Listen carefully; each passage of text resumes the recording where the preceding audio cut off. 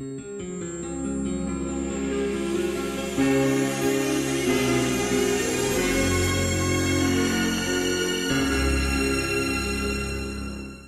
rencontre autour de la musique aujourd'hui dans les lieux de l'Orchestre régional Avignon-Provence. C'est en compagnie de son directeur général, Philippe Lison, qui nous accueille dans son bureau pour présenter cette formation. Bonjour Philippe Lison. Bonjour. Merci de nous accueillir dans ces lieux de musique, de création musicale. Ben, c'est un plaisir. C'est un plaisir. Ce qui est intéressant ici, c'est vraiment le lieu de vie de l'orchestre, puisque si les productions de l'orchestre sont à la fois pour le programme symphonique et le programme lyrique à l'Opéra Grand Avignon, en centre-ville, tout le travail se fait ici. On a notre salle de répétition, on a tous les bureaux de l'administration, la régie, enfin tout le fonctionnement d'une maison indépendante. Voilà. Alors on va revenir un petit peu sur le terme de l'Orchestre régional Avignon-Provence, parce qu'effectivement on peut entendre encore l'ancien nom qui était l'orchestre lyrique. Donc, est-ce que vous pouvez nous expliquer un petit peu cette évolution que vous avez tenue sur ce nom un peu plus emblématique sur la région? Oui, l'orchestre lyrique, c'était l'époque où l'orchestre était très attaché à l'opéra. Il y avait un certain nombre de productions. La mission de l'orchestre était essentiellement dans la fosse de l'Opéra Grand Avignon. Voilà, donc c'était orchestre lyrique de région Avignon-Provence. Depuis la restructuration que nous avons faite à partir de 2009, les tutelles qui nous subventionnent, c'est-à-dire l'État, région Provence-Alpes-Côte d'Azur, département de Vaucluse, ville et Grand Avignon, nous ont demandé des missions complémentaires. C'est-à-dire l'orchestre régional, il faut que l'orchestre rayonne en région Provence-Alpes-Côte d'Azur. Donc on a maintenant un tiers de notre activité qui est à l'opéra, dans la fosse de l'Opéra Grand Avignon, pour tous les ouvrages lyriques et les ballets. Une saison symphonique d'une dizaine de concerts par an, les vendredis, un concert par mois, et qu'on double et qu'on triple quelquefois en région PACA. Et à côté de ça, on a des actions très importantes sur les jeunes publics, je dirais maintenant de la maternelle à l'université. Donc ça représente à peu près 25 000 jeunes qui assistent au concert où l'orchestre va à la rencontre des jeunes, soit en musique de chambre, ce qu'on appelle les pommes concerts également, soit en petite formation, les concerts avec les collèges qui existaient déjà avant mon arrivée, mais on appelle collèges au concert, qui sont au Thor, et nous allons maintenant dans les lycées aussi également. Voilà. Et à côté de ça, bien évidemment, il y a une douzaine de programmes symphoniques qui sont donnés en région, voilà, et toute l'année. Voilà. Alors justement, c'est très intéressant de faire un point sur ces missions, et notamment les missions pédagogiques, justement, où vous attirez un nouveau public, et même un très jeune public, puisqu'on parlait de maternelle. C'est une volonté de l'orchestre, cela, comment c'est venu en place? Parce que c'est quand même important, ça fait partie aujourd'hui de l'éducation artistique. Voilà, ça c'est essentiel. Je veux dire, j'entends souvent dire que les salles se vident, que les jeunes ne vont pas forcément dans les programmes de musique classique, ce qui n'est pas vrai d'ailleurs, parce que les abonnés que nous avons, on a à peu près 20-25% de jeunes qui viennent sur les concerts de l'orchestre. Je crois qu'on a besoin d'aller à la rencontre de tous les publics. On était il y a une quinzaine de jours, on parlait de maternelle, des tout petits, c'est-à-dire qu'ils sont venus assister à une répétition, les musiciens ont joué pour eux, et c'était assez curieux parce que des tout petits de 18 à 24 mois quand même, hein, donc étaient très attentifs, il n'y a pas eu un bruit pendant à peu près 35 minutes, 35-40 minutes. Et à côté de ça, on va comme je disais tout à l'heure, vraiment à la rencontre des élèves avec des duos, trios, quatuors, de musiciens qui vont dans les classes. On leur parle des compositeurs, on leur parle des œuvres qu'ils vont entendre. Toutes les musiques. On peut faire des arrangements pour musique de cirque, hein, pour les tout petits. Parce qu'il faut les amener par quelque chose à la musique, et ensuite on termine par le grand répertoire. Notre mission, on est d'abord un orchestre classique. Ça, c'est notre travail, voilà. Mais ça ne nous empêche pas de faire ce qu'on appelle des crossovers. Vous avez déjà entendu, on a fait des concerts avec Mariana Ramos sur les musiques du Cap-Vert. Alors on essaie de croiser les publics, les chemins, et voilà, ça c'est ce qui est intéressant, et les musiciens sont passionnés par tout ce travail. Voilà. Alors ces musiciens, qui sont-ils? Est-ce que vous pouvez nous présenter un petit peu cette formation? Est-ce que c'est une formation, parce que parfois, selon les les opéras que l'on a pu apprécier à l'Opéra justement du Grand Avignon, parfois l'orchestre n'est pas forcément complet. Est-ce que c'est un orchestre à géométrie variable ou est-ce que de manière générale... C'est ce qu'on appelle une formation Mozart. C'est 39 musiciens titulaires, voilà, donc il y a une formation de cordes, des vents, flûte au bois, clarinette, basson, de cordes, de trompette et un timbalier. Voilà. Et en fonction des œuvres, qui sont plus ou moins importantes, on y ajoute des musiciens supplémentaires. Voilà, ça dépend des ouvrages. Il y a toujours des musiciens supplémentaires, mais la base, c'est l'orchestre Mozart.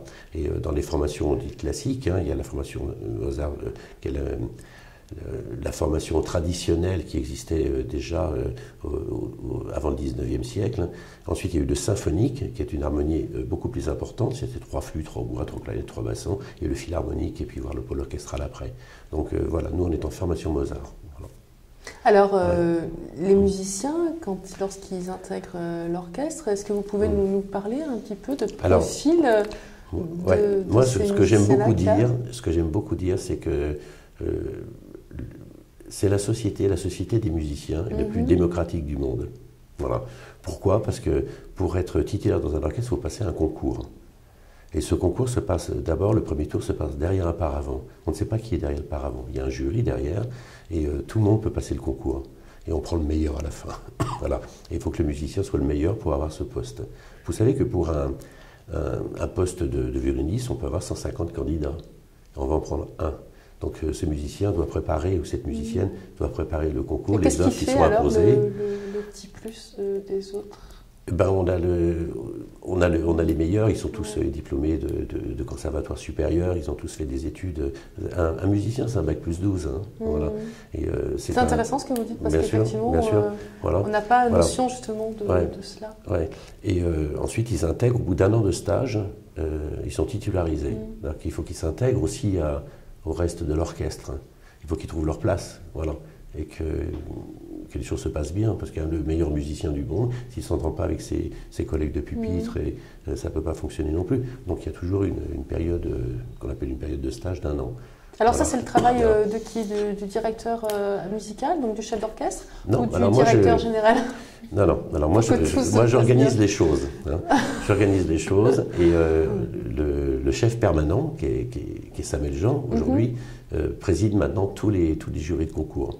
Alors, lorsqu'il n'était pas là, j'ai présidé bien évidemment, parce que pour faire mon métier, il faut être aussi musicien, sinon ça ne fonctionne pas. Mais maintenant, c'est Samuel Jean qui préside tous les jurys. Donc on a des personnes extérieures, spécialistes de l'instrument qui va être recruté, et les représentants du personnel, notre violon solo super soliste qui est Cordelia Palme, voilà, et le chef de pupitre. Voilà. C'est un concours et chacun vote. Il y a un vote à bulletin secret, et on vote sur le candidat qui va être retenu. Alors au début, ils peuvent être 150, ils passent derrière le paravent. Ensuite, ils jouent en situation sur des morceaux imposés. Et à chaque tour, il y a un vote du jury. Voilà.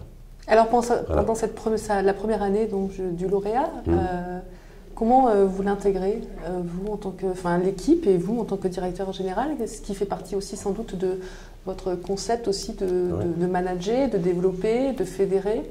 Lorsqu'on demande aux musiciens, bien évidemment, c'est de bien connaître ses partitions, de s'intégrer au poste, d'être le meilleur possible, et ensuite que l'état d'esprit soit bon, voilà, parce que c'est des gens qui vivent ensemble toute l'année. C'est quoi l'état d'esprit de l'orchestre d'Avignon? Excellent. J'ai fait quelques orchestres dans ma carrière qui commençait à être un peu longue, parce qu'elle approche des 35 ans de carrière. J'en ai vu des orchestres, j'ai été dans 5 orchestres symphoniques, donc il y a un état d'esprit vraiment particulier ici. Voilà. C'est quoi? C'est la Provence, c'est le soleil? C'est aussi les gens. Je crois qu'on a réussi à faire un travail assez considérable. C'est que les musiciens abordent le répertoire lyrique, le répertoire symphonique, des musiques, on vient d'en parler, des crossovers symphoniques, des actions de milieu culturel. Il y a des tournées. J'espère monter une 3e tournée internationale. On était en Corée, on était en Inde. On a une politique d'enregistrement qui est très importante. 9 enregistrements en 5 ans. c'est énorme. Donc je crois que quand la programmation est bonne, quand les musiciens se font plaisir, les choses vont bien. Et ce que demandent les musiciens, c'est de travailler, d'être en situation auprès du public et de faire leur métier le mieux possible, avec des solistes intéressants, des chefs qui sont intéressants, qui leur apportent quelque chose. Et de là, les choses vont bien. Je crois que les choses vont bien. Alors comment va l'orchestre, la structure, la gestion de l'orchestre? Parce qu'on a su qu'il avait connu quelques moments difficiles. Donc vous parlez des musiciens qui vont bien, mais est-ce que... Voilà, alors en 2008, vous le savez, hein, 2008, l'orchestre était en liquidation puisqu'il était sous sauvegarde de justice, hein, donc il pouvait très bien être liquidé. Donc le travail qu'on m'avait demandé, moi je suis venu pour 6 mois, je suis là depuis 6 ans, c'est intéressant, ça veut dire que je me plais bien aussi. C'était d'avoir un projet artistique cohérent et de répondre à une mission de service public. La mission de service public, c'est d'être à l'opéra, d'avoir un programme symphonique, de faire des enregistrements, d'avoir des actions culturelles en milieu scolaire et d'aller en région. Voilà. Et à partir du moment où on remplit toutes les cases, les choses vont bien. Les collectivités nous ont bien soutenus ces dernières années. Alors il y a toujours des difficultés, il y a des difficultés budgétaires dans toutes les communes de France, dans toutes les régions de France. Donc on a toujours des baisses de subventions. Ce qu'il faut, c'est y faire face et puis trouver de nouvelles idées. Moi je ne fais pas partie de ceux qui râlent et je râle toujours un petit peu si on baisse les subventions bien évidemment, mais j'essaie toujours de trouver des solutions pour qu'on puisse remplir la mission de service public. Voilà, ça c'est le plus important. Aujourd'hui, la situation de l'orchestre est bonne. Il y avait un déficit antérieur qui était très important en 2008, qu'on a considérablement réduit, puisqu'il s'est divisé par 3. Et les comptes sont équilibrés. On vient de sortir le bilan 2016. Il est bon, il est à l'équilibre, avec un léger excédent, donc tout va bien. Et j'espère que 2017 sera le reflet de 2016, de 2015, 2014 et 2013. Voilà. Alors comment vous imaginez l'avenir de cet orchestre? Alors on parle beaucoup là en ce moment d'un rapprochement entre les deux structures de l'agglomération et de la ville. Ce sont l'Opéra Grand Avignon et l'orchestre. Donc il y a une mission qui a été confiée à des personnalités extérieures, qu'on appelle des experts, qui sont en train de réfléchir à un projet au travers d'un établissement public de coopération culturelle. Voilà, donc on est dans les premiers mois de réflexion, on va voir comment ça peut fonctionner, mais c'est vrai que l'idéal c'est que l'orchestre puisse réintégrer l'opéra. Il n'a jamais dû en sortir d'ailleurs, il est sorti en 1982 je crois, pour des raisons économiques. Ça a permis à la ville d'Avignon de percevoir des subventions de l'État plus importantes et également du Conseil régional Provence-Alpes-Côte d'Azur. Voilà, mais après, bien évidemment, il fallait remplir les missions qui n'ont pas forcément été remplies, d'où les difficultés qui amenaient l'orchestre en sauvegarde de justice en 2008. Voilà. Parlons de la programmation un petit peu succinctement, puisqu'on ne va peut-être pas détailler tous les spectacles, mais comment vous pourriez définir ce dynamisme de programmation que vous créez chaque année? Alors, ce qui était un peu compliqué au départ, il y a toujours quand on fait une programmation, souvent on aborde des thèmes, on décide qu'une saison, on va aborder un thème particulier. Par exemple, quand on a fêté le bicentenaire de l'orchestre, on en parlera un petit peu, parce que ça c'est très intéressant. J'ai décidé de regarder tous les compositeurs qui avaient été programmés de 1800 à 1900 à l'Orchestre d'Avignon. Voilà. Donc on a fait une musique axée autour des musiques du 19e. Donc il y avait des œuvres à découvrir, des compositeurs qui étaient totalement inconnus. On a enregistré le Dilettante d'Avignon que personne ne connaissait et qui va sortir avec le chœur régional Provence-Alpes-Côte d'Azur, c'est vraisemblablement à la fin de l'année. Voilà, il y avait un thème particulier, c'était le bicentenaire, donc c'était axé sur cette période 1800-1900. Maintenant, il faut conquérir un nouveau public, parce que les salles s'étaient un peu vidées sur la saison 2007-2008, donc il a fallu mettre des œuvres un peu plus publiques. Voilà. Mais ce qu'il faut aussi, c'est mettre des œuvres qui sont à découvrir, qui permettent aux musiciens de travailler. Si on sert toujours les mêmes ouvrages, le public ne vient pas. Donc il y a toujours le grand répertoire qu'il faut programmer, des ouvrages à découvrir, des solistes qui ne sont jamais venus, qui peuvent aborder le répertoire et susciter l'envie du public de venir. Donc il y a toujours cet aspect un peu commercial quelque part. Moi quand je programme par exemple, on programme Thomas Enko par exemple qui va venir, c'est un crossover, mais il faut qu'on remplisse la salle. Donc on met toujours une œuvre, on a mis un concerto de Mozart en première partie. Voilà. Donc c'est une espèce de cocktail où il faut servir un petit peu tout le monde, quoi. Voilà. Alors, quel est le ressenti, justement, en tant que directeur général d'un orchestre qui a une histoire bicentenaire? Alors, en 2009, tout le monde n'était pas d'accord. Est-ce que l'orchestre devait continuer? C'était quand même important. Et moi, j'avais dit aux élus, je me dis, ben, cet orchestre n'existe pas depuis 1982. Il est devenu orchestre régional en 82. Il existait avant, mais je me suis dit, il faut le dater, il n'y a pas de date. Et j'étais aux archives de la ville. Après, j'étais aux archives nationales qui dépendent du département.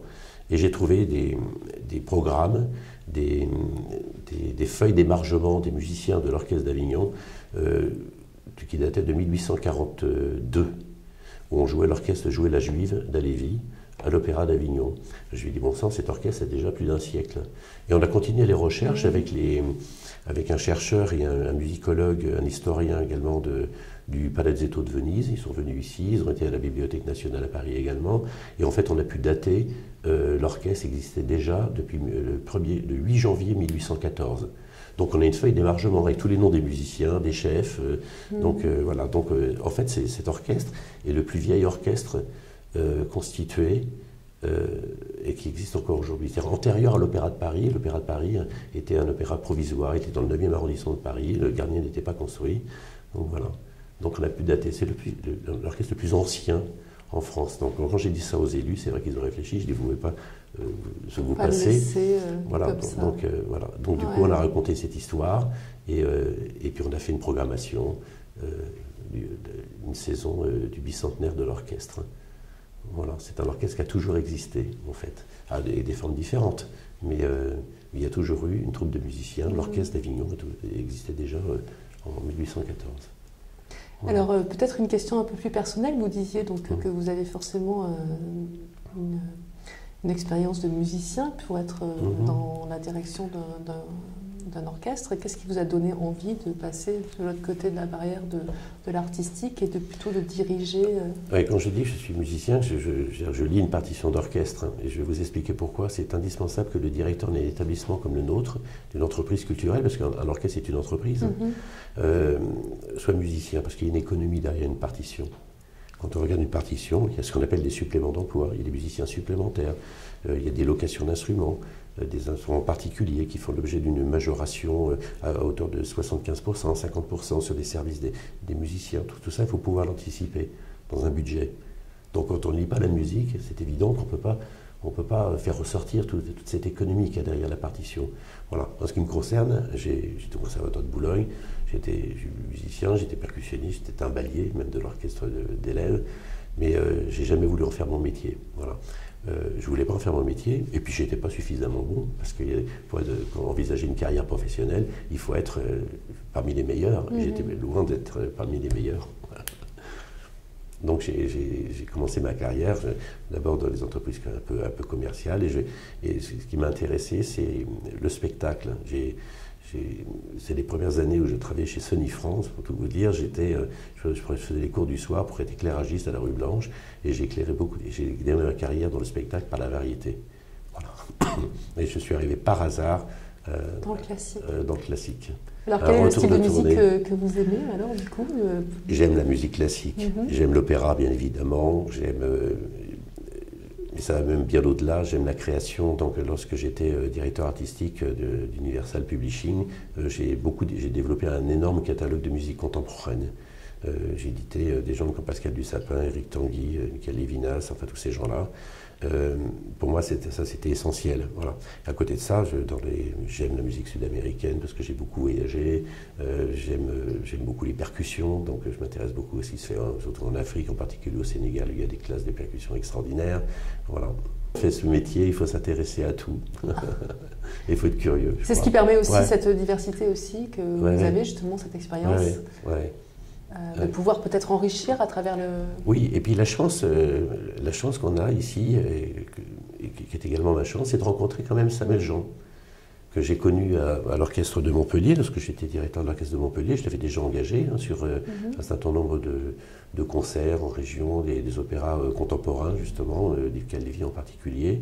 Et c'est lorsque je lui ai parlé du projet et je lui ai proposé de venir comme premier chef invité, il a adhéré tout de suite et il a énormément enrichi la programmation, parce qu'on travaille énormément ensemble. Samuel est d'une grande force de proposition. Bien évidemment, il faut bien que quelqu'un décide au bout et c'est moi, mais je lui fais énormément confiance. Voilà. Toutes les distributions de chanteurs, c'est lui qui les fait, parce que j'ai chanté, donc je connais bien les voix, mais il a ce talent, d'abord parce qu'il est professeur au Conservatoire de Paris, dans les classes de chant, les classes de solistes. Il connaît bien les chanteurs, il fait des distributions vraiment formidables. Et c'est quelqu'un avec qui je m'entends vraiment bien. Voilà. Donc il était renouvelé pour 3 ans, son dernier contrat, il terminera en 2019. Ça sera le dernier, il faudra qu'on recrute un nouveau directeur musical. Mais j'espère qu'on trouvera quelqu'un aussi curieux, aussi investi pour faire rayonner cet orchestre qui est en très grande forme. Voilà. Le message est passé. Merci beaucoup Philippe Brison. Merci à vous. Merci.